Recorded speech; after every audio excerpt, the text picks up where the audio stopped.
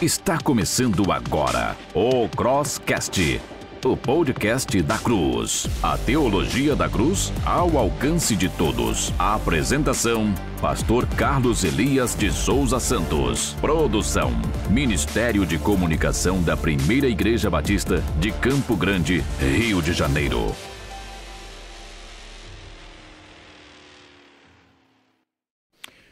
Boa noite, boa tarde, bom dia. A gente já não sabe nem como começar o programa, porque agora a gente não faz aqui a plataforma ao vivo, né? A gente faz o lançamento do programa agora na segunda-feira às 10 horas. E temos o privilégio de colocar esse programa do Crosscast multiplataforma.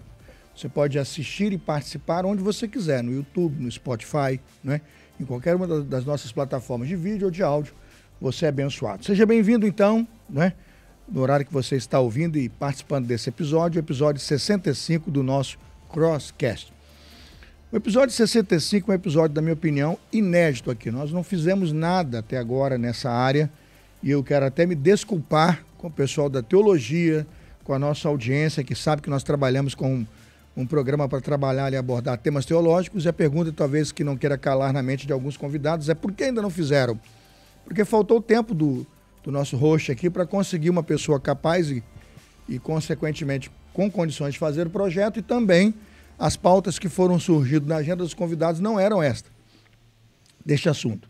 Mas hoje eu estou aqui com o pastor Éder Teixeira Barcelos, é o convidado desse dia especial, para trabalhar um tema muito importante. Eu coloquei o tema de hoje: a importância da escatologia para os dias atuais. Esse é o assunto do episódio 65. Qual é a importância da escatologia para os dias atuais? Eu fiz uma pesquisa num grupo de interessados que acompanham o programa e têm visualizado os nossos episódios, têm mantido contato comigo. Tem uma galera hoje acompanhando o nosso programa, muita gente assistindo o nosso canal do YouTube, eles curtem. Há programas que eles gostam, há programas que eles não gostam, há episódios que são mais visualizados, outros nem tanto. Mas eu fiz a pergunta para esse pessoal que segue a gente, e o pessoal colocou a citação do Anthony Roykema. Ele dizia que viver sem escatologia é viver sem esperança. É verdade. E é isso mesmo. A escatologia é de importância fundamental para trazer esperança no futuro. Não há nada melhor do que ter uma escatologia que trata e ensina a doutrina das últimas coisas como sendo de fato um lugar onde a história, a consumação da história aponta para a soberania de Deus, prova que a história tem propósito e o fim dela é a gloriosa vitória de Jesus Cristo. Isso é muito precioso. E para isso nós então convidamos para ser o nosso entrevistado de hoje o pastor Éder Teixeira Barcelos. Pastor Éder Teixeira Barcelos é casado com a irmã Gemima Ferreira Santiago. Ele é o papai da Sara Santiago, da Thalita Santiago, né? Todas Barcelos também, né? E da Vanessa Pimentel Barcelos. É um trio de meninas. Eu diria que são as meninas super poderosas, elas vão entender aí o que eu estou querendo dizer. O pastor Éder é membro da Primeira Igreja Batista aqui de Campo Grande, tem pouco mais de um ano que ele é membro aqui. Ele é bacharel em teologia, licenciado em filosofia, mestre em filosofia cristã, pós-graduado em história e especialista em escatologia. Já há muitos anos, foi debatedor aí da mesa do Debate Melodia. Pastor Éder, seja bem-vindo entre nós. Eu queria uma palavra sua de boa noite e falar um pouquinho da sua alegria de estar aqui nesse episódio número 65. Eu levei 65 episódios para tê-lo como convidado nessa mesa. Eu queria que o senhor falasse um pouquinho da sua expectativa e também do seu desejo de comentar hoje um pouquinho sobre escatologia, um tema tão importante que depois de 64 episódios ainda não foi tratado pelo Crosscast. Boa noite, pastor Carlos Elias. É um privilégio estar aqui com vocês. Muito obrigado por essa oportunidade e que possa ser uma noite muito edificante. Amém. E falar de escatologia é falar do tema atual. Escatologia nós encontramos de Gênesis a Apocalipse. E com a graça de Deus vamos discorrer aí, dissecar algumas dúvidas. No momento de crise mundial, é importantíssimo saber a importância da escatologia na história. As guerras escalando, violência escalando, política com muitas alianças estranhas, não é? Esse é um assunto que a igreja precisa discutir, pensar e esclarecer. É isso, pastor? Vivemos uma Babel mundial. Mundial. Exatamente. E a gente pode ajudar as pessoas a lidar com isso através de uma purificação dos temas e até ajudando-as a pensar que não existe somente uma linha de interpretação. Quando ele ouve lá uma posição muito terrorista, às vezes sensacionalista, é bom lembrá-lo que existem outras correntes, na minha opinião, mais saudáveis, né, mais fáceis de interpretar do que às vezes o que ele está acompanhando, não é isso? Até uma leitura mais natural. Mais natural, né? Do texto. Algumas interpretações você tem que forçar demais. Você tem que buscar aqui, acolá, voltar. Eu penso que a Bíblia fala por si própria. Então, eu creio que nós tirarmos a lente do pressuposto nos ajuda muito a entender a escatologia. A Escritura interpreta a si mesmo. Exatamente. É exatamente então, isso. A Bíblia fala o que ela fala. Amém. Amém. Então, a gente tem que defender aquilo que a Bíblia advoga. Amém. Não é teologia de fulano. Eu também já fui assim. Não sou totalmente dogmático em usar uma expressão, por exemplo. Eu caminho mais, eu sou pós-tribulacionista, poderia ser diferente, mas creio na questão na visão milenista, vamos dizer assim. Sim. Mas não sou fechado em todos os pontos. Já deu a dica para o pessoal que está de casa.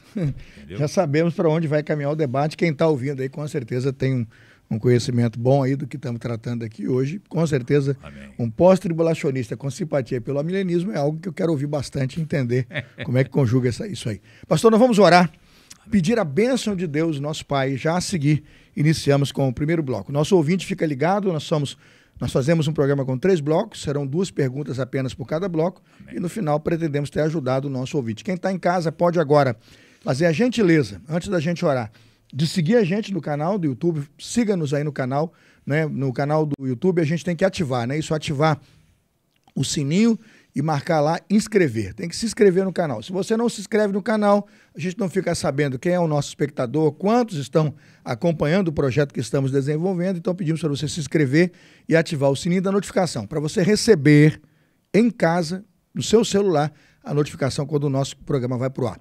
O outro pedido que eu faço é para você também seguir a gente nas nossas redes sociais. Usamos o Instagram, o Danilo está colocando na tela aí, é Crosscast Oficial.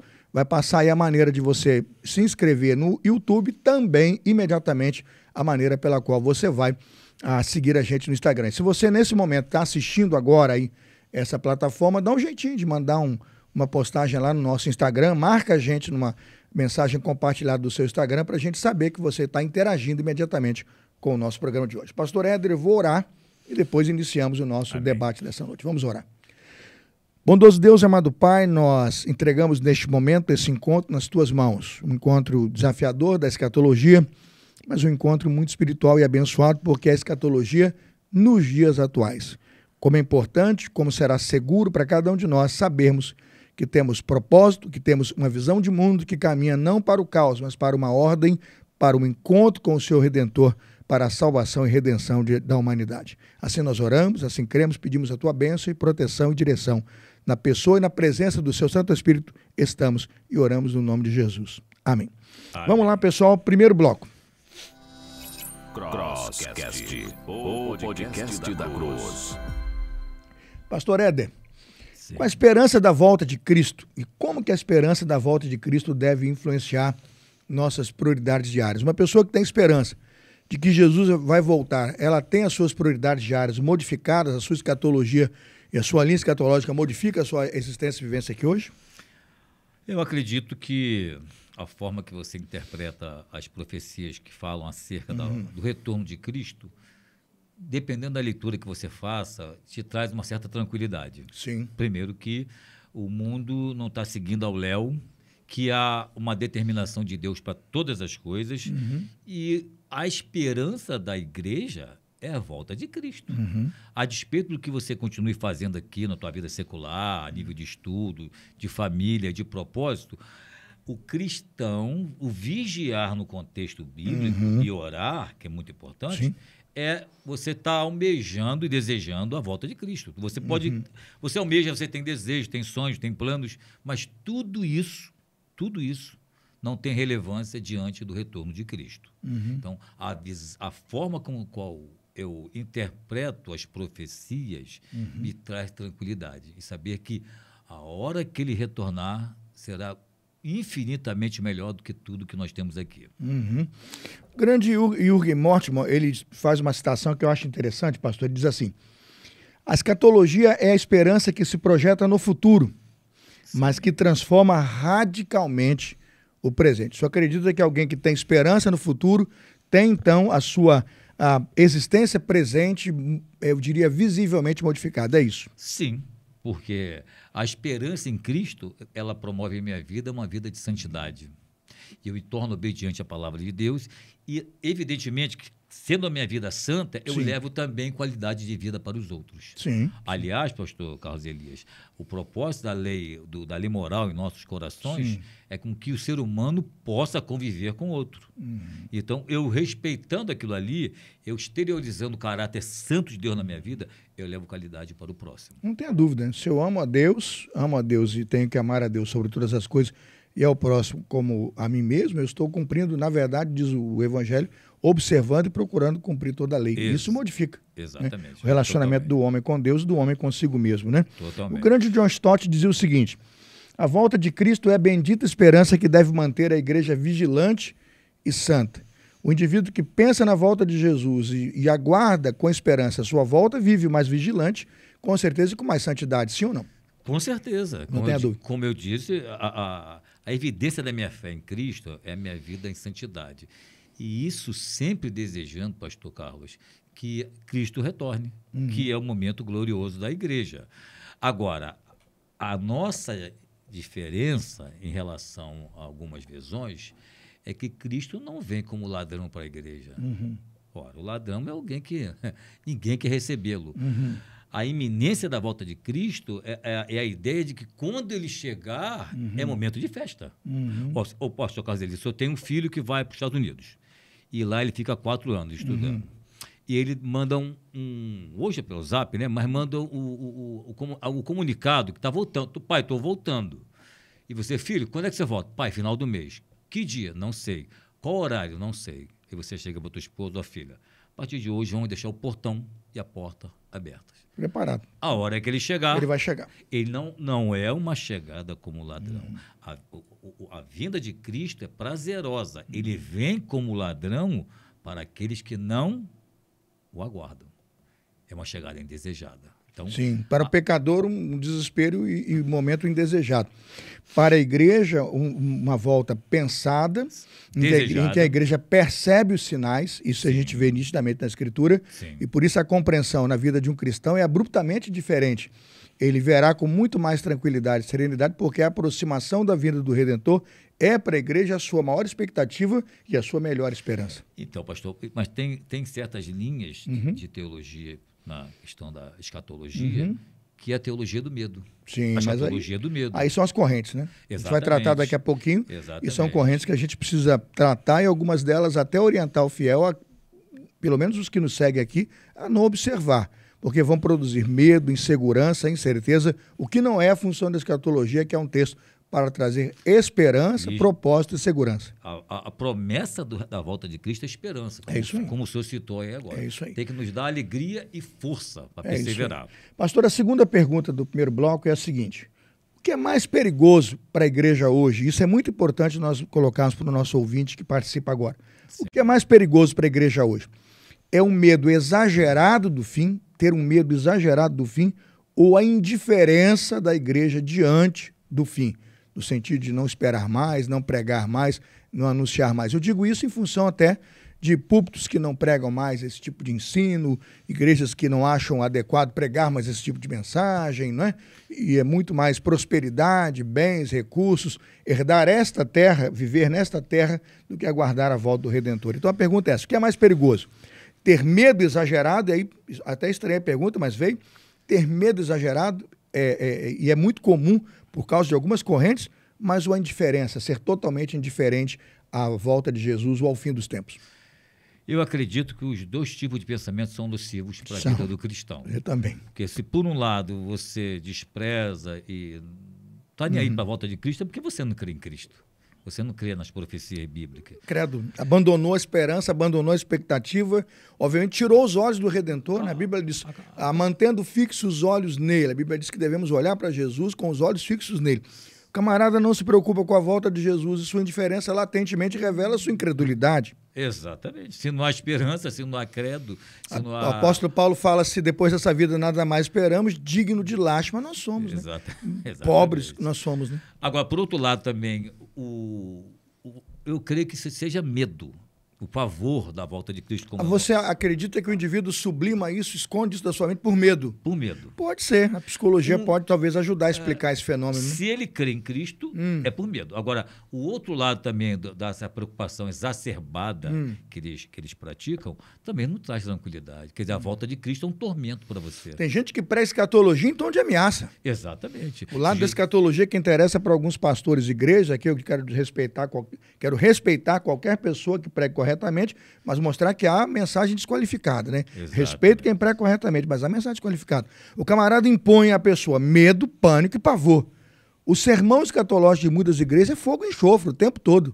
Fogo e enxofre o tempo todo. É verdade. E o sujeito vive atormentado. Ele está na igreja muito mais por medo do inferno do que por amor a Jesus. E você busca um comportamento a nível de santidade que é impossível atingi-lo. Aí você fica nessa teologia do medo. Jesus voltar, será que eu estarei num estado de santidade capaz de eu ser arrebatado? Como se essa condição fosse a condição para salvá-lo. Exatamente. E não o sacrifício de Jesus, a graça de Jesus e tudo aquilo que ele conquistou, trazendo justificação e ele nos santificando. Veja como está errado aí o aporte teológico, né? Aí é um sinergismo exacerbado e eu acredito que essa teologia, no final, quem salva o homem é o próprio homem. É verdade. Tem muita história doida sobre escatologia, muita compreensão equivocada, né?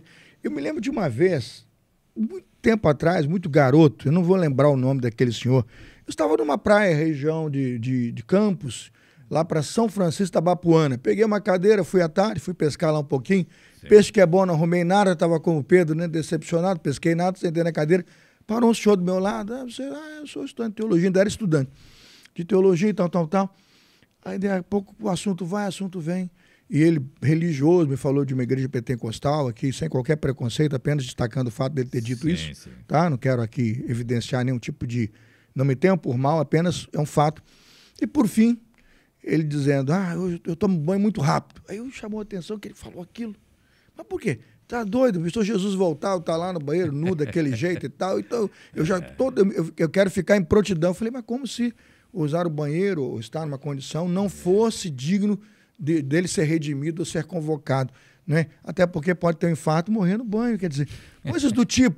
E eu fiquei vendo naquele momento, e às vezes eu me lembro disso, porque aquilo me traumatizou. Como que esse indivíduo está na igreja e está debaixo desse tipo de crença e compreensão e não é por nós ajudado. Como se esse fosse... Aí tem gente que acha, porque faltou domingo, tem gente que prega, Danilo, Claudeni e Carol, e gente que pensa que se ele estiver em casa 9 horas da manhã dormindo no dia de culto, Jesus voltar, ele vai para o inferno. Nossa. Não sei se vocês já ouviram isso, quiser comentar agora no chat. Tem gente que tem essa coisa absurda dessa compreensão. Isso é um desvio absoluto. Mostra o nível de baixíssima compreensão que nós temos da graça salvadora, do amor salvador e de como esse maravilhoso Redentor, de fato, cumprirá ele, o maravilhoso Redentor, a missão de nos salvar, não pelos nossos méritos, né? É porque a teologia do medo é mais fácil. É mais fácil, ela parece que mantém o pessoal mais na igreja, mais junto nos cultos e tal, né? E você lê esses textos sem fazer uma exegese saudável, novamente, é mais fácil você explicar, passa aquilo ali de forma bem simples e o membro fica preso.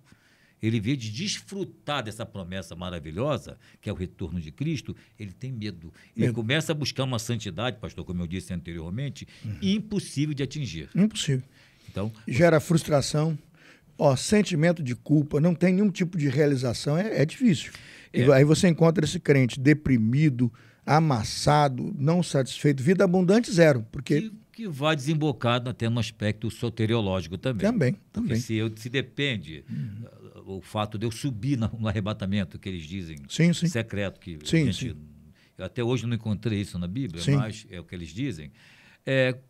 O que eu tenho que fazer para me policiar e ser santo, para chegar a esse ponto de Jesus voltar e eu ser merecedor, aí vem a meritocracia, de subir no arrebatamento secreto? O que um crente tem que fazer? Inatingível. Às vezes, muitas vezes, inatingível. Isso gera uma insegurança e uma instabilidade muito grande, né? O que era para ser gostoso acaba sendo um momento de aflição. De aflição e desespero.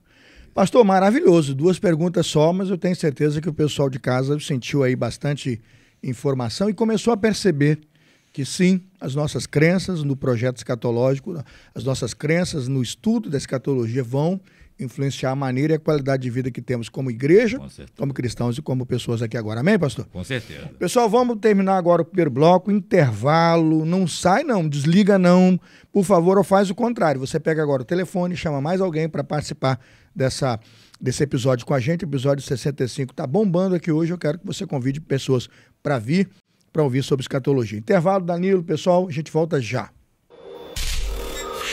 O Crosscast volta já. Fique ligado.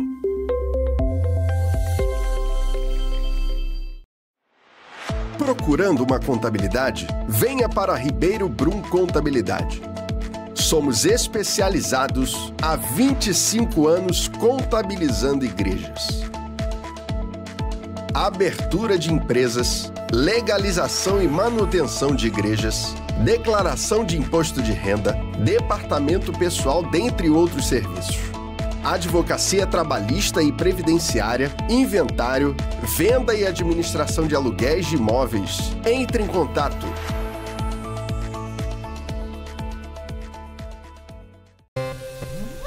Estamos de volta com o Crosscast. A apresentação: Pastor Carlos Elias.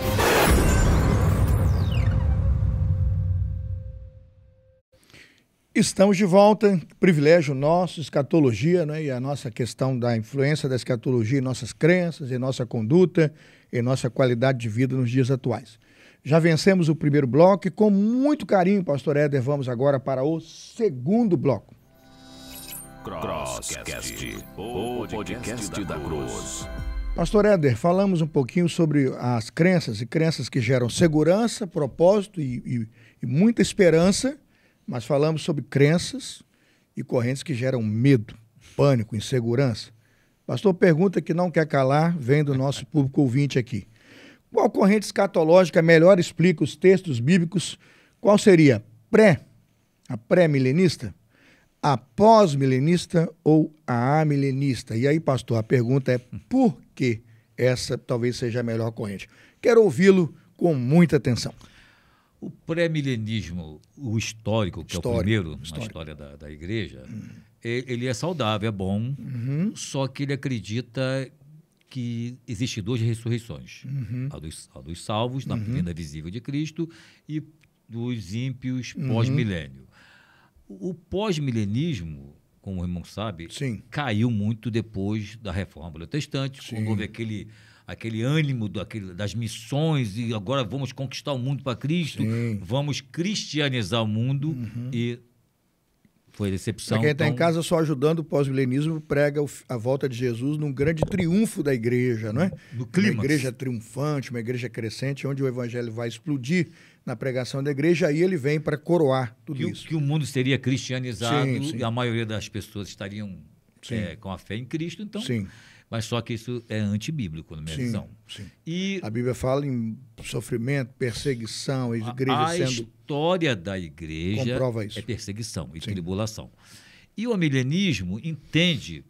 Ele é muito parecido com o pós-milenismo. Muito parecido. Muito. É só a parte simbólica. E com pré-histórico. Só que nós entendemos que o termo 1000 anos, ele é um termo que representa a primeira vinda até a segunda vinda de Cristo. E, pastor, com muito esforço, mas eu já tentei acreditar no milênio literal, mas não dá. Tem coisas ali que são intransponíveis. Então, fiz de tudo, mas não dá. Busquei elementos, mas você tem que forçar demais. Uma coisa muito simples, pastor. Pois não. É que quem é esse povo do milênio?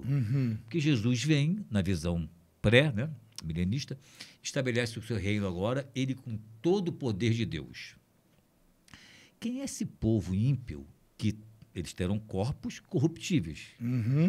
Que vai durar esses 1000 anos aqui na Terra, sendo que nossos corpos estarão glorificados. Sim, E segundo qualquer pré, sim, quando Jesus retorna, o Sol, a Lua, os elementos cósmicos não têm mais a influência que tem hoje, serão outros. sim.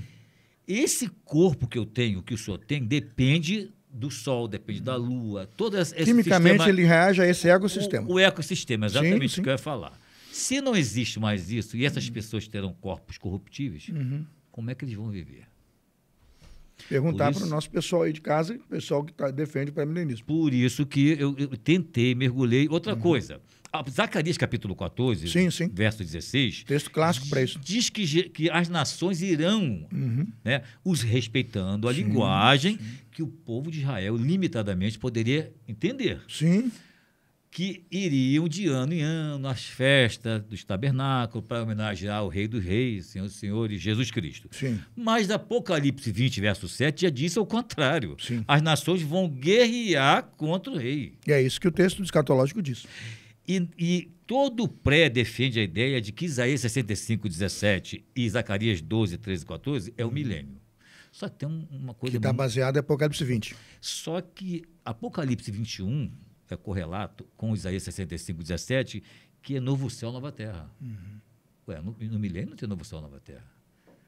Se o texto do milênio é o texto de Isaías 65, 17 e Zacarias, só que Isaías diz que é novo céu e nova terra. O que está registrado é Apocalipse 21, versículos 1. 1 e 2. Depois do juízo final. Sim, sim. Então já se torna, para mim, paradoxal defender essa ideia. Muito difícil conseguir casar e conjugar isso, Eu né? tenho que fazer muito E malabarismo. qual é o esforço hoje melhor? O que o senhor considera hoje? O pré-milenismo histórico, não. O pós-milenismo e o triunfo, não. Como é que está na sua visão hoje? Ou a plataforma de equilíbrio? Eu creio que a visão pós-tribulacionista é Sim, mais plausível. sim, sim. Entendendo A igreja diferença. passa pela pós-tribulação, pela tribulação. Eu usar esse artifício aí é Sim. dizer que Deus tem um povinho preferido agora, uma igreja Nutella, Sim. e os irmãos que estão agora lá do outro lado do mundo morrendo, eles são pessoas que são masoquistas. Oh. Porque Deus vai ter um tratamento especial com a igrejinha Nutella no final, quando a Bíblia diz que a história da igreja é perseguição, tribulação e sofrimento. Em todas as cartas de Apocalipse são ser fiel até a morte, dar-te a coroa a vida. Eis que estou colocando diante de vocês uma grande tribulação, mas a presença dele é assegurada o tempo todo, é isso que está no texto. Né? Tá no a texto. grande verdade é que no clássico texto, isso aqui está lá. Né? Apocalipse 13, verso 7. Sim. Apocalipse 12, verso 17. 12, a mulher, né, e o dragão. A mulher ali, pastor, essa ideia de igreja Sim. em Israel, eu prefiro o termo povo de Deus. Povo de Deus. E o número 12 no Apocalipse da mulher, ele representa tanto as 12 tribos, Sim. que não são 12, Sim. tanto 12 apóstolos, que não são 12, ou seja, o número de governo, mas é um povo só. Então, essa visão aliancista... Por isso 24 anciãos. Exatamente. Sim, a O soma. número 12 representa o povo de Deus. Então, dizer que o Apocalipse, a partir do capítulo 4 até o 19, é Israel, é forçação de barra. É muita demais. forçação, né? Muita forçação de barra. Tá bom. Então, eu creio que o Só pós-tribulacionismo... em casa vai protestar, viu? Mas estamos aqui para discutir, você está falando aí. Pode me convidar que eu irei com o maior milenismo. prazer. E o debate, né? Se não fossem correntes, nós não estaríamos aqui. Né? Tem que ter Exato. pelo menos 3 boas correntes, e elas estão muito bem fundamentadas nas salas de teologia, por grandes líderes, inclusive. Eu sou professor, leciono as 3 correntes para evitar conflito, né? Deixo o aluno mais confortável, mais calmo, Sim. mas eu procuro mostrar aí pontos e contrapontos das correntes. O Né? que eu fiz, pastor? Eu estudei o pré como fosse pré, Sim, o pós como fosse pós. Estudei, mergulhei, sim, claro. para chegar a uma conclusão. Então, eu penso que o pós-tribulacionismo, com essa visão de milênio representativo, ele encaixa muito melhor. Melhor. Não estou dizendo que a minha verdade é absoluta. Sim, não, claro. Mas penso que fica uma leitura mais saudável e mais fácil. Está mais neotestamentário e mais exequível de realização no Novo Testamento. Não, inclusive acompanha a teologia paulina. Sim, claro. Não é Concordo plenamente. Muito bom, acho que o ouvinte já entendeu, né? Vamos pensar aí, conjugar um pós-milenismo e a ideia pós-tribulacionista clássica do senhor aqui. É isso. É, exatamente. Obrigado, pastor. Pastor, a quarta pergunta, né? A segunda desse bloco é: quais os sinais da volta de Jesus? É importante agora. Sim. Quais sinais da volta de Jesus você percebe mais claramente em nossos dias? Estamos falando agora, né? Estamos em 2025. O que o senhor já viu aí, né? Sinais que o senhor já pode dizer assim, sinais fartamente percebidos, o avanço do evangelho, apostasia e frieza espiritual, reunião de Israel como nação, globalização do sistema de comunicação. Quais são os sinais que o senhor mais vislumbra hoje aí nos dias atuais? Para mim, pastor, vamos lá. Mateus 24:12, quando Jesus diz que por se multiplicar a iniquidade... O amor de muitos esfriará. A palavra iniquidade, o senhor sabe muito bem, que é o anomias, quer dizer, é uma oposição à lei. Lógico que é a lei de Deus. Sim. Então, penso que essa apostasia não é no sentido religioso, porque, na minha visão, pastor, igrejas e instituições apostatou há muito tempo. São pouquíssimos que pregam a palavra. Então, é uma apostasia de caráter mundial, ou seja, o mundo se levantando, porque Paulo vai dizer que todo ser humano tem a lei de Deus no coração. Sim. Então, cada vez mais esse mundo hostil se levanta contra os absolutos de Deus. Sim. Então, essa apostasia não é de caráter denominacional nem religioso, é de caráter social mundial que se levanta contra Deus. Para mim, esse é o maior sinal de caráter mundial. O mundo cada vez mais se rebelando contra os absolutos de Deus. Concordo. Eu não tenho essa visão. Falava iniquidade, esse desvio mesmo. O desvio da raça humana como um todo. Exatamente. E isso não é no sentido eclesiástico, denominacional, porque eu não acredito nessa história de anticristo. Eu diria que até com influência direta na igreja, mas eu diria que secularmente vindo contra a igreja. Né? Então, pensa na igreja, pensa na mulher cristã. Pensa na mulher cristã. Sim. Eu sou templo do Espírito Santo. Estou falando da mulher cristã, o feminismo, né, e a mulher cristã. A mulher cristã, meu corpo, templo do Espírito Santo. A feminista, meu corpo, minhas regras. Pronto, já mostra claramente, abissalmente, a rebelião contra as leis e contra um princípio de valor, né? De cuidar do corpo, de zelar do corpo, de pensar no corpo, né? Inclusive, quando está grávida lá, de zelar por uma vida que tá vindo no corpo dela para ser bênção para a sociedade, e a pessoa decide abortar, porque meu corpo, minhas regras. A Bíblia diz não. Seu corpo é templo do Espírito Santo. A Bíblia diz, do Senhor é a terra e o mundo e toda a plenitude. Mas quando a iniquidade bate com força, tudo é nada. As pessoas não seguem nada, não respeitam nada. Vai ter o próximo Crosscast agora, episódio 66, eu acredito. Pastor Jonathan Lima, autoridade. A rebelião contra toda e qualquer forma de autoridade. Nós temos que discutir isso com muita atenção, porque isso mostra claramente um dos sinais da escatologia e a aproximação do Redentor, né? É a voz, pastor, do relativismo. Do relativismo. Pós-modernismo e relativismo. Pós-modernismo. Tomando conta. Depois da queda do Muro de Berlim, o mundo sai do movimento moderno e entra o pós-moderno. E no relativismo, cada um tem a sua verdade. Essa é a voz para mim. Fica com a sua verdade que eu fico com a minha. Então não tem absoluto. Então você enxerga de um jeito e eu enxergo de outro jeito. Então, onde fica aí os absolutos de Deus? Por isso que eu penso que esse texto, que Paulo também fala lá em 2 Tessalônica, que é, na minha visão, pastor, a criptonita contra o dispensacionalismo. Porque não adianta forçar a palavra ali, que a palavra apostasia já é uma palavra grega traduzida. O grego clássico lá de Platão, Sócrates, houve um período que a palavra apostasia dava a ideia de retirada. Só que isso foi um período muito curto. Tá? E no grego koiné, que é o grego bíblico, que prevaleceu durante séculos, a palavra apostasia é aquilo ali mesmo, é apostatar, se afastar. Então, não é uma apostasia do verdadeiro crente. Como eu disse, aqui está falando, Paulo está falando de uma apostasia de caráter mundial. E é nesse contexto que vai aparecer o anticristo, o qual se opõe, se levanta contra tudo que se chama Deus ou é objeto de culto. Ajudar o ouvinte no sentido da apostasia, o ouvinte vai perguntar agora, só para a gente poder tentar entender, e é ponto para o nosso ouvinte que está em casa, valorizando um programa como esse. Heresia e apostasia. Heresia, para nós na igreja, é um desvio doutrinário. Heresia, o indivíduo pode pregar por desconhecimento. Um herege, muitas vezes, está lá por falta de cultura, de conhecimento, pode, às vezes, nem ser intencional.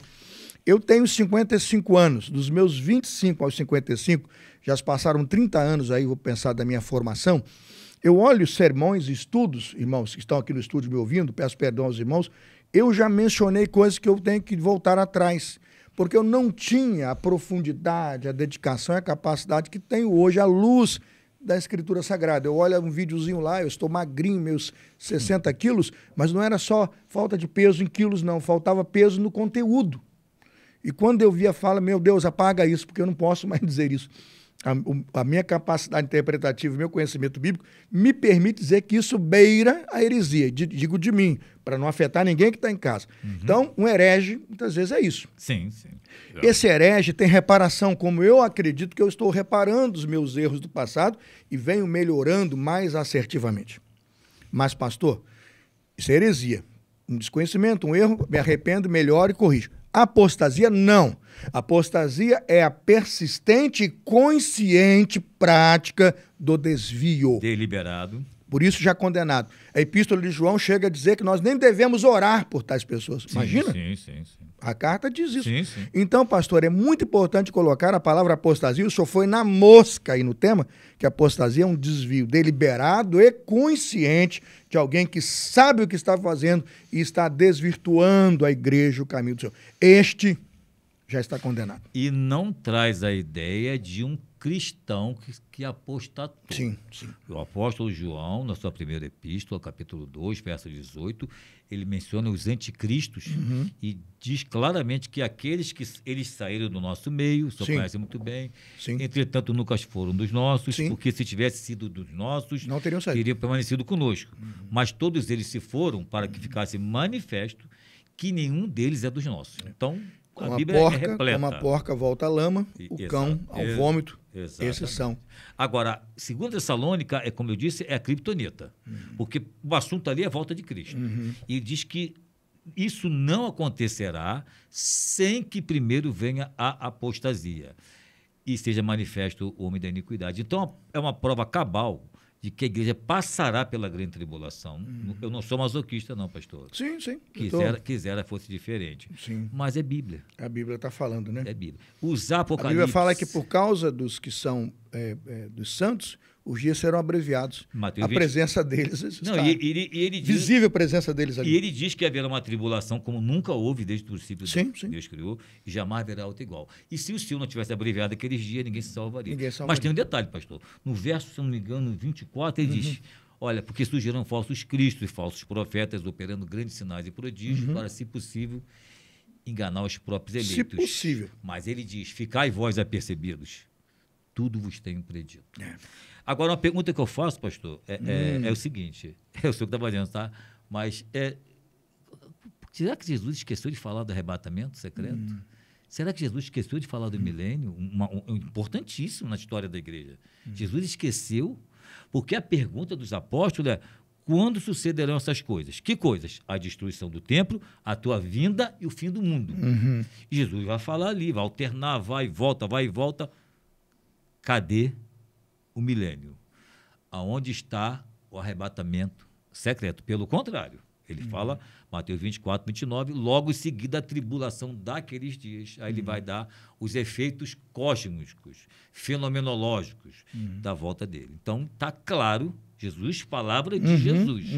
Por que eu sou pós-tribulacionista? Porque Jesus falou que vai voltar depois da grande tribulação. O próprio texto do milênio, interpretado só no bloco do texto, parece deixar claro isso. Pega Apocalipse 21, o texto, claro. Apocalipse 20. Claro. Parece deixar claro isso. É só ler palavra por palavra, vírgula por vírgula, que parece deixar muito mais claro isso do que qualquer outra interpretação. E a gente, pastor, tem que respeitar a estrutura literária do livro. A estrutura literária... O gênero apocalíptico. Exatamente. Então, eu não posso ler Apocalipse como eu leio Atos dos Apóstolos. De maneira nenhuma. De maneira nenhuma. A riqueza da literatura apocalíptica e os símbolos são muito necessários de interpretação. Apocalipse 2, Apocalipse 3, até para você desenhar aquelas figuras, você encontra dificuldade. Demais. Porque é a linguagem apocalíptica. Que qualquer criança criada no judaísmo saberia bem. E naquela época era muito comum. O que nós não sabemos. Porque quando houve os concílios, eles separaram o Apocalipse, assim, o Apocalipse de João. Porque existiam muitos apocalipses. Muito. Era um gênero comum. a ser ensinado. Né? Nós temos que fazer exegese, mergulhar, o que quer dizer dragão, o que quer dizer chifre. Sim. A leitura deles era uma leitura muito fácil. A ideia do poder, chifre e poder. Exatamente. Ok, pastor, muito obrigado. Excelente bloco. Pessoal, eu estou amando, espero que você esteja gostando. Vamos para o último bloco. Danilo, Claudenir, pessoal, Carol, vamos para o intervalo? Intervalo, a gente volta já. O Crosscast volta já. Fique ligado.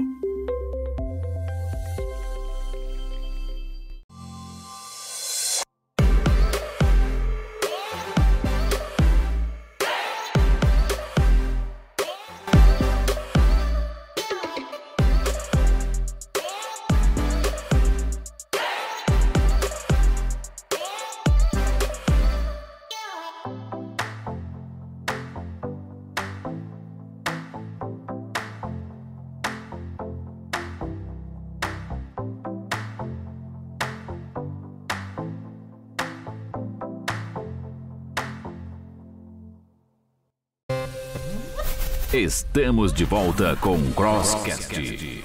A apresentação: Pastor Carlos Elias.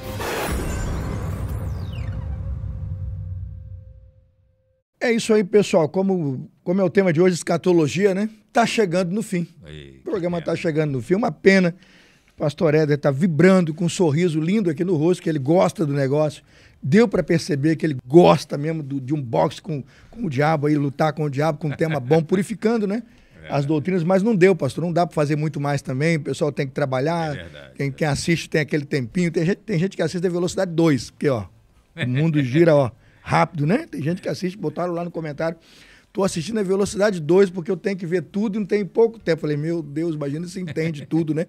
Ouvindo tudo na velocidade 2. Deve ter uma mente brilhante, que não é meu caso. Eu, às vezes, tenho que voltar. Eu preciso voltar o cursor para eu entender e depois continuar. Pastor, vamos lá. Danilo e produção, terceiro bloco. Vamos lá. Crosscast, o podcast da Cruz. Para terminar, a primeira pergunta desse terceiro bloco é a quinta pergunta do episódio de hoje, pastor. O que é que significa vigiar e orar diante da Escritura? Eu perguntei isso pro meu filho fez assim, ó, botou a mão aqui, o olho. Aí eu falei, parece piada isso, mas não entendeu nada. Eu queria, de fato, na cultura da escatologia, há duas expressões, vigiar e orar e observar os sinais. O que significa vigiar e orar na escatologia? Então, nós até falamos no início. Eu só dei uma pisada lá. Vigiar, para mim, eu estar em estado de santidade, sempre. Entendendo? E orar, se eu só posso conhecer o pastor Carlos Elias, saber das suas intenções, da sua vida, das suas demandas, das suas aflições, conversando com o senhor. Se eu me relacionar com ele, né? Preciso me relacionar, conhecer, né? Quando eu estou orando, eu estou falando com Deus. Sim. Então, eu me alimento mais do conhecimento de Deus. E isso faz com que eu me santifique mais. Entendo. Então, vigiar, para mim, é carregar o sentido de estar ligado na palavra, ligado nos sinais, nas coisas que estão acontecendo, que apontam para a volta de Cristo, mas em estado de santidade. Cada vez eu tenho que estar mais em rota de colisão com a ideologia do mundo. Isso aí tá a figura do ladrão, né? Vem como ladrão, é esse alerta do vigia. E o texto muito clássico das virgens, né? Sim. O noivo chega, Sim. uma turma está com azeite, lâmpada acesa, e a outra está procurando azeite, porque não tinha, estava sem azeite. É exatamente isso, né? Precisa estar preparado. E a porta se fecha. A porta não tem segunda chamada. Ficou para trás. Representando que aquele óleo representa uma falsa unção, né? Porque a unção verdadeira não se esvai. Sim, tem isso. 1 João 2, verso 20 e verso 27. Tem isso. Ela permanece na vida do santo. Isso. Então é uma falsa unção. Um estereótipo religioso, vamos dizer assim, como tem hoje. Se nós somos selados pelo Espírito Santo, somos. E temos o selo. Exatamente. Quem não tem o selo, não tem. E é Deus que garante a nossa chegada. Filipenses 1,6, pastor, eu gosto muito desse versículo, que diz o seguinte, Paulo diz, eu estou bem certo de que aquele que começou a boa obra, é fiel para completá-la. Há de completá-la no dia de Cristo Jesus. Então, não é a minha capacidade de ser mais santo, menos santo, bom, não bom, herói. É o Espírito Santo, que me conduz e vai me levar. Todo pastor até reformado prega isso com muita qualidade. Essa é a visão. O Senhor Senhor é que vai completar a obra. Porque é um sinergismo até não saudável. Se eu entendo que eu tenho que fazer a minha parte, pastor. como eu disse no começo, na verdade, quem salva o cristão, Jesus, na verdade, ele não salva ninguém com essa visão. Ele possibilita a salvação, ele abre a porta, você entra na estrada, fala, pastor Carlos Elias, lá naquela cruz é o final, agora você que tem que chegar lá. Isso é o pelagianismo, né? Mas não deixa de ser essa ideia soteriológica de perda, desemboca aí. Sai daí. Pastor, a última pergunta, vamos terminar, e aqui é importante agora, né? Sim. Oscar Cuman diz o seguinte: a escatologia não é um apêndice, mas o coração pulsante da fé cristã. Então veja a pergunta.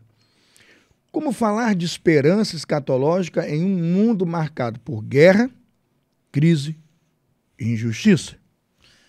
Eu penso que o Sermão do Monte responde essa pergunta. Também penso. Porque quando eles fazem a pergunta para Jesus, é da destruição do templo, da tua vinda e o fim do mundo. E Jesus fala tudo que iria acontecer e tem uma frase interessante que ele fala, pastor, é necessário que tudo isso aconteça, mas ainda não é o fim. Então, pelo que eu entendo da fala de Jesus, essas coisas têm que acontecer, está na história. Sim. Deus poderia fazer diferente? Poderia, mas ele quis que assim fosse. O haja dele foi assim. Então, viver nesse mundo, dentro de uma tribulação, de uma Babel mundial, a nossa esperança é justamente essa. Um mundo vindouro melhor do que esse, porque Paulo diz que se esperarmos somente aqui nessa vida, somos os mais infelizes dos homens. Dos homens, é isso que ele disse. Muito bom. Pastor, eu queria agradecer muito a sua presença. Eu sei que o senhor é um homem ocupado, né? Algumas pessoas da igreja nem conhecem. A gente está aqui em Campo Grande, só mora lá para a região de Seropédica, veio de lá de longe, imagina num trânsito como hoje, né, no Rio de Janeiro. Muito obrigado, pastor. Muito obrigado pelo seu carinho, pela sua dedicação. Eu espero encontrá-lo mais vezes nessa mesa para a gente bater mais papo, né? Vamos pensar numa outra pauta e ajudar mais gente, tá bom? Amém. Eu queria presentear o senhor com uma obra da Pronobis Editora. A nossa Pronobis Editora lança de R6 Pro, creio, uma exposição do Credo dos Apóstolos. Pessoal de casa, estou indicando a obra e é presente. Foi o senhor que escolheu, né, no início do programa foi lhe dado esse privilégio. Eu queria agradecer ao pastor Jude Clay, editora Pronobis, que investe aqui no nosso projeto, manda doações, o senhor está sendo beneficiado. A gente aqui não tem Pix, não tem salário, dinheiro não tem. Aqui tem conhecimento e boa vontade, mas vamos entregar uma obra clássica que eu tenho certeza que o senhor vai ser abençoado, vai poder abençoar muita gente. Quem sabe a gente volta no próximo episódio para discutir aí o Credo dos Apóstolos. R6 Pro, Credo, uma exposição do Credo dos Apóstolos. Pessoal, estou indicando obra presente para o senhor aí. Obrigado, do nosso pastor. Crosscast hoje. Eu quero agradecer também pelo privilégio de estar aqui com vocês. Foi muito bom estar com o irmão e com certeza sairei daqui mais edificado do que quando cheguei. Muito obrigado. Espero vê-lo sentado aí. E para a gente terminar, eu só queria deixar uma indicação. Eu vou indicar um livro, depois o pastor poderá indicar, se de memória quiser indicar algum. Eu costumo deixar livros bons e hoje eu vou deixar uma indicação, porque no terreno da escatologia estou assustado. É obra que não vale a pena nem comprar e nem ler. Tem muito, mas tem coisa boa. E eu queria indicar O Triunfo do Cordeiro, de Dennis Johnson. É o Dennis Johnson. O Triunfo do Cordeiro, da editora Pronobis. Eu fiz um trabalho, a minha igreja que vai se lembrar, em fevereiro deste ano, eu preguei alguns sermões no início desse ano, sobre Apocalipse, ajudando a igreja a interpretar o Apocalipse e ajudando a igreja a conhecer um pouquinho em Apocalipse da percepção do tema escatologia. E eu usei o Dennis Johnson, O Triunfo do Cordeiro. Os irmãos gostaram tanto dos sermões que essa editora mandou 1 ou 2 caixas aí para a nossa livraria. Em um domingo, foi tudo. E quem gostou e comprou está sendo abençoado. Falou, pastor, abandonei todas aquelas correntes para compreender essa interpretação simples, clássica da Escritura. Estou indicando Dennis Johnson, O Triunfo do Cordeiro. Quem ler, comprar, vai ser muito abençoado e vai sair desse lamaçal todo aí e dessa confusão toda que está por aí. Tá? Que Deus te abençoe. Pastor, tem alguma indicação para a gente terminar o episódio? Não que eu lembre aqui de cabeça, mas aprecio essa Aprecia a obra e acompanha. Com certeza. Muito obrigado, pastor, pela sua presença. Se eu quiser mandar um abraço pro pessoal que está em casa, sua família, suas filhas, esposa e quem está acompanhando, a gente vai encerrar o programa. Com certeza, mandar um beijo para minha esposa, irmã Gemima, minhas filhas que já foram citadas aqui. As 3 superpoderosas. E para todos que vão acompanhar esse programa. E mais uma vez, pastor, agradecer pelo privilégio de estar aqui. Muito obrigado. Pastor, estamos terminando o episódio 65. Obrigado, pastor Éder. Obrigado aos irmãos e à família que possibilitou a sua presença aqui. E quero convidá-lo para o episódio 66. Danilo, episódio 66 bombando, hein? Autoridade. Pastor e doutor Jonathan Lima vem dos Estados Unidos gravar conosco aqui. Não perca o episódio 66. O presidente, não é isso? E diretor da 9 Marcas vai estar no Brasil e vai gravar com a gente. Será o nosso primeiro Crosscast internacional aqui no estúdio da PIBCG do Brasil para o mundo. Fica ligado, episódio 66 chega aí. Que Deus te abençoe, muito obrigado pela sua audiência, um beijo aí no seu coração, na sua família. E domingo, não se esqueça, é dia do Senhor. O seu lugar é na casa do Senhor, na comunhão dos santos. Bye, pessoal. Tchau. Obrigado pela sua audiência, pela sua participação. Aguardo você no nosso próximo episódio. Tchau, gente.